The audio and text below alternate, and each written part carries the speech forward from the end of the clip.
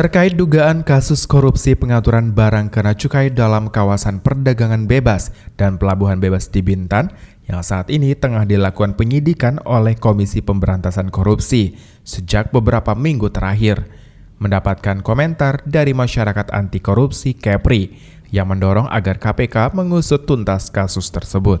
Kasus yang diketahui mulai mencuat sejak 2019 lalu tersebut perlu dipantau secara intensif dalam penanganannya. Dan saat ini kasus tersebut telah masuk ke tahap penyidikan, serta memeriksa beberapa pejabat di lingkungan Pemkab Bintan sebagai penguatan keterangan saksi. Koordinator Maki Kepri, Boyamin Saiman meminta agar KPK dapat mengusut tuntas dugaan kasus korupsi ini. Jika diperlukan, KPK juga bisa memasukkan pasal tentang pencucian uang agar bisa mengungkap aliran dana hasil korupsi tersebut. Saya sudah memantau sejak tahun 2019 dan sudah mendorong KPK untuk mempercepat penanganan proses itu.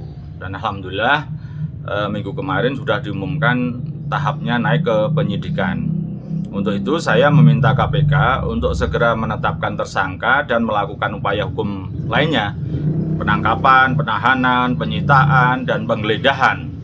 Dan juga saya minta juga KPK untuk menerapkan pasal pencucian uang.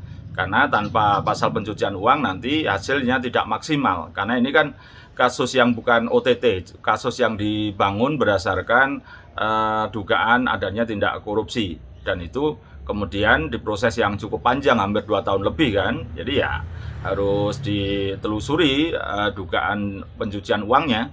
Dan nanti juga untuk disita dan dikembalikan kepada negara. Jadi pencucian uang itu banyak aspek. Selain aspek penjeraan, dimiskinkan juga dalam rangka mengembalikan kerugian negara yang maksimal. Untuk itu saya... Boyamin menegaskan, ia sudah memantau kasus ini sejak 2019 lalu dan ia bersyukur saat ini kasus tersebut telah ditingkat ke tahap penyidikan dan penggeledahan.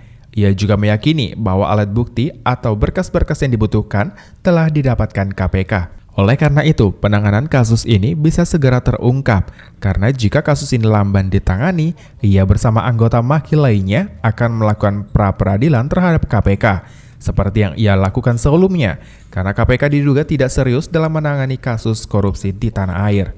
Dikabarkan sebelumnya, penyidik KPK telah menggeledah ruang kerja Bupati Bintan dan kantor BP kawasan FTZ Bintan, serta telah memeriksa 4 pejabat Kabupaten Bintan.